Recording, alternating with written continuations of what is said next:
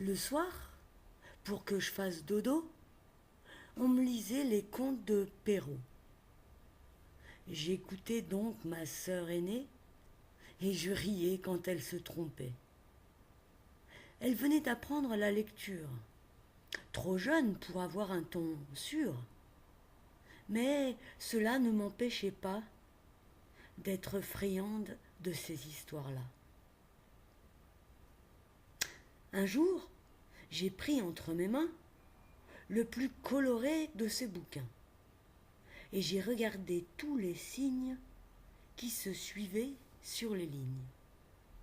J'ai compris qu'il y avait un mystère. Comment pouvait-elle bien faire pour me raconter une fable puisqu'ils étaient indéchiffrables? Elle m'a expliqué la lecture et le principe de l'écriture. J'ai voulu aller à l'école pour donner au livre la parole. Au CP, à l'âge de 6 ans, on récitait du Maupassant. Et dès que j'avais un moment, je lisais des albums pour enfants. Jusqu'à peu près mes 14 ans. Où j'ai commencé à lire Vian. Je dévorais un livre par semaine, de la prose ou bien du Verlaine. Et puis nos profs de français m'ont fait découvrir Rabelais.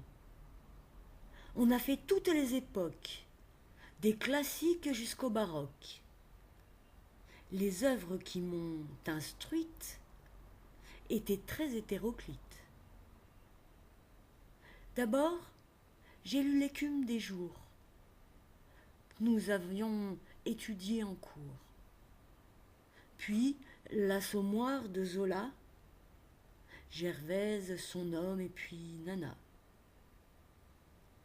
On a eu un devoir écrit sur l'œuvre de Madame Bovary, le florilège de Flaubert, qui me faisait penser à ma mère.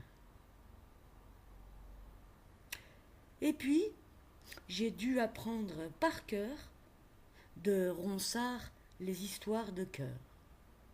Mignonne, allons voir si la rose. Mais j'avoue préférer la prose. Quoique, notre prof en première m'a fait apprécier Baudelaire.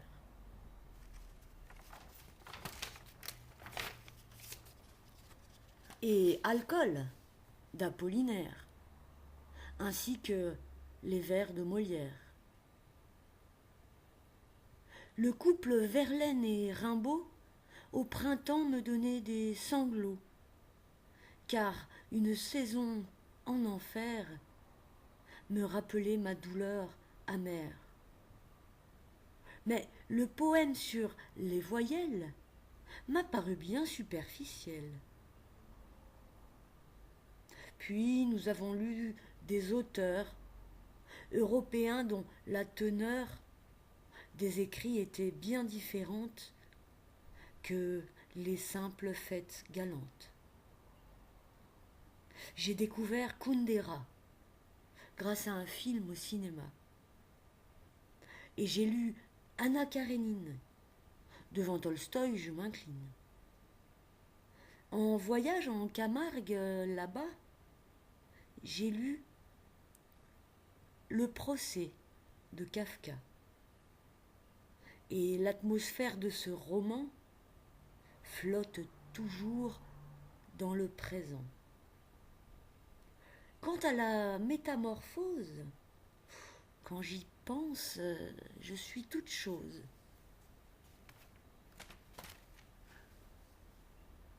En ce qui concerne Jean-Paul Sartre, j'ai lu une pièce de théâtre intitulée Les mains sales, de renommée internationale. Et le bouquin L'âge de raison, en vacances, fut mon compagnon. Quand j'ai commencé mes études, je lisais les écrivains du Sud. Je m'intéressais à l'Orient. j'ai lu Les échelles du Levant. J'apprenais à nourrir mon âme en lisant Omar Khayyam. Et puis, comme je suis une coquine, j'ai parcouru Anaïs Nin. Maintenant, c'est mes contemporains auxquels je m'intéresse bien.